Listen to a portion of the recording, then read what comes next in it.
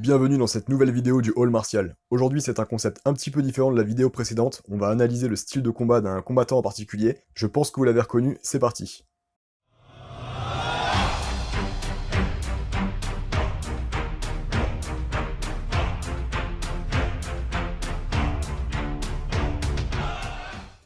Pour ce premier épisode de Flash Style Analyse, on va s'intéresser au baddest motherfucker de l'UFC, je veux bien sûr parler de Jorge Masvidal.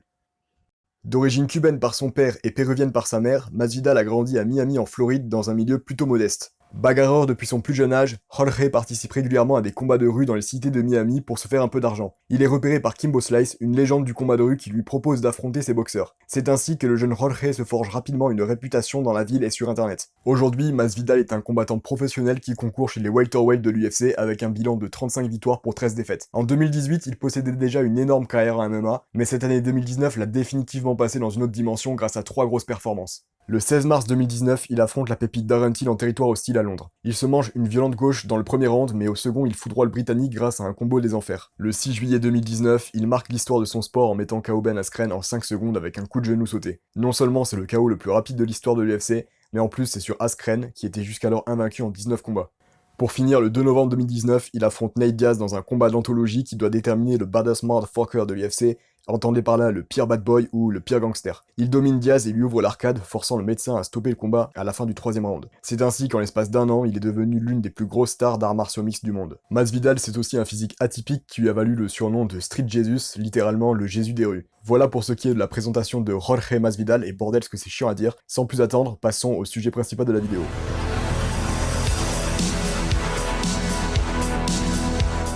Masvidal a un style très Muay Thai.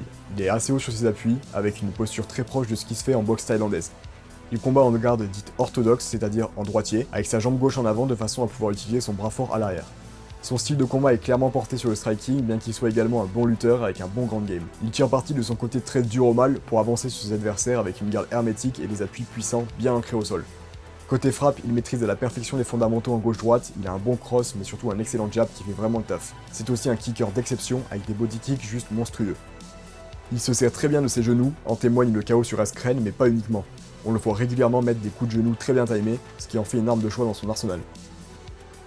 Masvidal c'est aussi des combos plus originaux comme son fameux gauche-droite bras arrière avec un pas en avant, enchaînement grâce auquel il a surpris Darren Till et l'a mis KO. On peut également relever sa technique qui consiste à prendre un single leg pour forcer une défense de takedown et remiser avec des gros crochets en pleine tête. Il n'est pas le seul à faire ça, c'est par exemple un combo qu'utilise très fréquemment Ali Akinta. Concernant le physique pur et dur, Masvidal est une machine de guerre. Il a un très bon cardio, il est particulièrement explosif, et il est capable de démarrer très fort dès les premières secondes et de maintenir un effort constant pendant 5 rounds. A cela s'ajoute un très bon menton qui, couplé à sa garde solide, le rend vraiment robuste. Lorsqu'il est lancé, c'est un véritable bulldozer qui envoie des parpaings. Au niveau de ses déplacements, c'est assez classique mais très propre. Peu de mouvements parasites, juste ce qu'il faut d'engagement et de désengagement. Il n'a pas non plus de mal à cadrer ses adversaires et de cutter l'air du combat. Notons tout de même qu'il est peu évasif lors des phases défensives, c'est-à-dire qu'il ne recule pas beaucoup lorsque l'assaillant lance un enchaînement. C'est rarement un problème, encore une fois, du fait de sa garde très hermétique et de son bon menton, mais nous verrons un peu plus tard que cela peut être une faille. On a déjà évoqué quelques-unes des techniques favorites de Masvidal, on va maintenant voir des moves peut-être un peu moins fulgurants, mais tout aussi efficaces, qui prouvent à quel point c'est un fin technicien. Comment peut-on analyser le style de Jorge Masvidal sans parler de ce qui est probablement l'un de ses plus gros points forts, son adaptabilité. Il est capable de comprendre le jeu de son adversaire et de moduler son style en plein combat pour exploiter ses faiblesses et le punir violemment. L'un des meilleurs exemples, c'est son fight contre Kaiji Nunes au Strikeforce. Masvidal a très vite remarqué la tendance qu'avait Nunes à baisser la tête sur chaque frappe, il a donc multiplié les coups de genoux pour toucher en plein visage. Kaiji Nunes parvient à tenir jusqu'au verdict des juges, mais il s'incline par décision unanime après s'être fait largement dominer par le Cubain. On peut également relever son combat contre Pat Haley, durant lequel il a combattu en southpaw, c'est-à-dire en garde de gaucher, avec sa jambe droite devant et donc son bras gauche à l'arrière. Dans ce combat, il a adopté un style nouveau, beaucoup plus léger sur ses appuis. Concernant les frappes aussi, ce combat révèle un Masvidal différent des autres fois, puisqu'il s'est majoritairement servi de sa jambe avant pour lancer de nombreux sidekicks sur la jambe avant de Pat Haley. C'est encore une fois la preuve qu'il sait se réinventer d'un combat à l'autre. On peut supposer qu'il a ajouté ce coup de pied à son panel technique grâce au Cubain Yoel Romero qui utilise fréquemment ce genre de frappe. Plus récemment, durant son combat contre Darren Till, il a su contrer le Britannique qui rentrait presque tout le temps de la même façon avec son jab, dans l'unique but de placer sa gauche destructrice. Alors certes, il se la prend pleine face au premier round, mais par la suite, il arrive parfaitement à cerner les enchaînements de Till. D'ailleurs, Masvidal l'a bien touché à plusieurs reprises avant de le mettre KO dans le second round. Si on regarde le combat attentivement, on se rend compte que Masvidal est complètement rentré dans la tête de Darren Till et que le KO n'était qu'une affaire de temps. Toujours dans un style très Muay Thai, il lui arrive régulièrement de saisir les coups de pied de ses adversaires pour remiser avec ses poings. C'est particulièrement efficace contre les combattants qu'on qualifie de kickers, c'est-à-dire les combattants qui utilisent des coups de pied comme une arme essentielle dans leur arsenal. La meilleure illustration de cette technique, c'est bien évidemment son combat contre Donald Cerrone. À la fin du premier round, Cowboy envoie un kick de la jambe gauche que Masvidal saisit directement. Il chasse la jambe vers la droite et remise avec un crochet du bras avant puis un crochet du bras arrière le propulse au tapis. L'Américain est sauvé par le gong et remplit donc pour un second round. À seulement 1 minute de cette deuxième reprise, Cowboy commet l'erreur de donner de nouveau sa jambe au Cubain. Masvidal exécute exactement le même combo en terminant cette fois-ci par un direct du bras arrière. Masvidal enchaîne les frappes au corps et l'arbitre est obligé d'arrêter le combat. On a déjà vu qu'il avait un excellent jab, son combat contre Ross Pearson en est le parfait exemple. Pearson, c'est un combattant qui mise énormément sur sa boxe anglaise et donc sur ses poings. À la manière des boxeurs, il utilise fréquemment des mouvements de tête et de buste, que ce soit pour éviter ou pour accompagner les frappes. Mais Pearson, c'est surtout un excellent contreur qui sanctionne sévèrement ceux qui s'engagent un peu trop sur une frappe, notamment avec des uppercuts du bras droit et des crochets redoutables.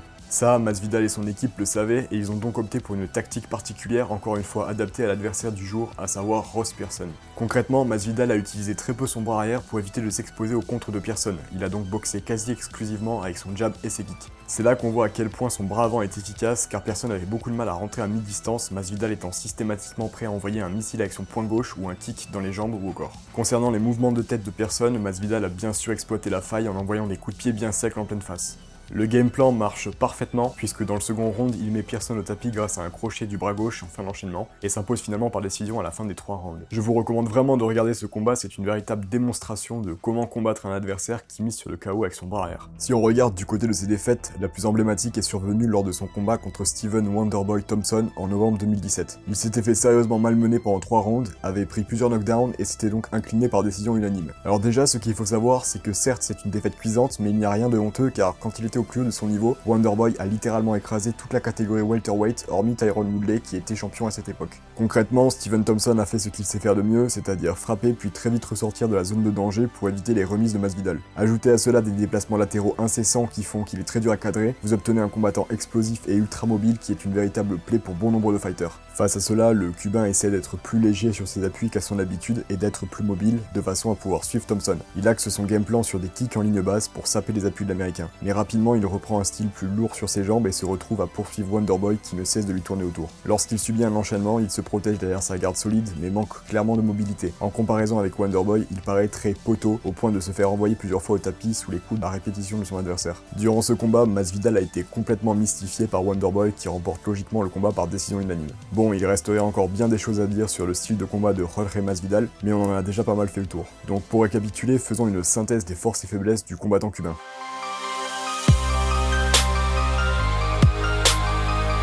Du côté de ses forces, Masvidal est un combattant complet puisqu'il est bon en pied-point, en lutte et au sol. C'est un bon frappeur, il a un bon cross, un excellent jab, des coups de genoux très dangereux et des coups de pied dévastateurs. Sur ce plan-là, il a clairement les armes pour faire jeu égal, voire battre tous les combattants de la catégorie welterweight. Il est capable d'exécuter des combos originaux et peu communs, c'est un excellent atout pour surprendre des adversaires aussi plus classiques. Il possède une excellente condition physique, que ce soit au niveau de l'endurance, de l'explosivité, de la force physique, etc., etc. Il est résistant du fait de son bon menton, de sa garde et bien sûr de son physique. Il est donc difficile à mettre KO. C'est un bon contreur et il sait boxer en reculant. Cela lui permet de gagner des combats contre des adversaires qui le pressent, même si Masvidal est contraint de les laisser avancer. Un autre point important, c'est son mental d'acier. Masvidal, c'est un warrior qui va au charbon sans hésiter, et ce depuis toujours puisque visiblement il avait déjà cette mentalité lorsqu'il faisait des combats de rue. Et donc pour finir avec ses forces, sa fameuse adaptabilité. Il a un bon fight IQ, c'est-à-dire une intelligence de combat qui lui permet d'analyser et de s'adapter constamment. En plus de cette faculté intellectuelle, il a de nombreux bagages techniques grâce auxquels il peut moduler son style selon le game plan et donc selon l'adversaire.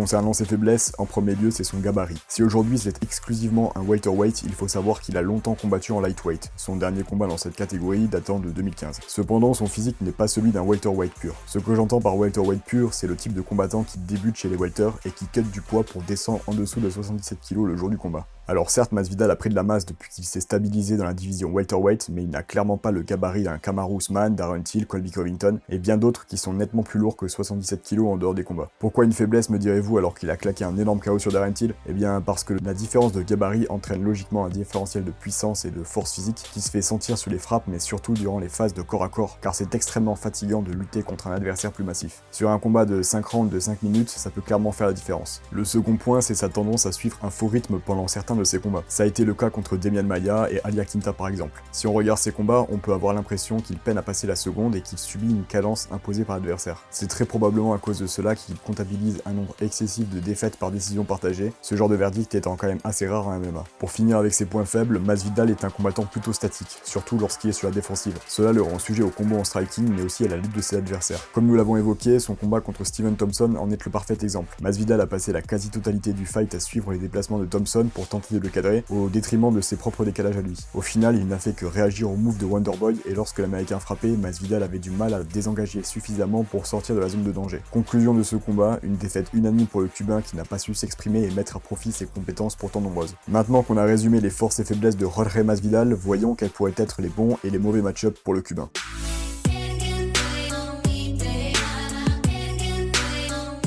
Premièrement, qu'est-ce que j'entends par bon match-up? Ce sont les combats qui seraient favorables à Masvidal. Ça ne veut pas dire qu'il gagnerait à coup sûr, de toute façon en MMA on ne peut jamais prévoir à 100% qui sera vainqueur. Un bon match-up signifie juste que c'est un combat qui est favorable à Masvidal compte tenu du style de combat de son opposant et de l'aspect physique et mental. Regardons le classement actuel de la catégorie welterweight. Il faut déjà noter qu'au moment où je tourne cette vidéo, Masvidal est classé 3ème contender, donc 4ème si on compte le champion Kamaru Usman. Masvidal et Usman devraient très probablement s'affronter pour le titre welterweight en juillet 2020. Selon moi, c'est un match-up plutôt défavorable pour Masvidal. En effet, Usman présente un certain nombre de qualités qui à mon avis viendront à bout du Cubain. Premièrement, le gabarit. Usman est vraiment énorme pour la catégorie des moins de 77 kg. Comme on l'a dit précédemment, ça peut être un problème lors d'un combat en 5 rounds. Deuxièmement, c'est un secret pour personne, la spécialité d'Usman c'est la lutte. À ce jeu-là, il est extrêmement bon, il suffit de voir comment il a contrôlé Tyron Woodley et s'est emparé de sa ceinture. Alors certes, Masvidal est un bon lutteur et anti-lutteur, mais contre des adversaires très agressifs en grappling, on l'a déjà vu en difficulté, notamment contre Demian Maia. Mon raisonnement, c'est que si Maia a su lui poser autant de problèmes en grappling, Usman, qui est encore meilleur lutteur et plus gros physiquement, devrait très certainement réussir à amener le Cubain au sol, le contrôler et l'étouffer au fil des rounds, surtout quand on voit le rythme infernal qu'il est capable d'imposer pendant 25 minutes. Évidemment, Masvidal a des armes de taille grâce à son striking et notamment ses kicks et ses genoux qui peuvent être très utiles contre un combattant qui mise autant sur sa lutte. Cela dit, même si Usman n'est pas aussi technique et complet que Masvidal en striking, il a prouvé lors de son dernier combat contre Covington qu'il avait des points précis et puissants. Pour conclure avec Usman, je pense que Masvidal, aussi intelligent soit-il, ne parviendra pas à bloquer sa lutte pendant 5 rounds et qu'en pied-point, le Nigérien pourrait également poser quelques problèmes. Je ferai sûrement une vidéo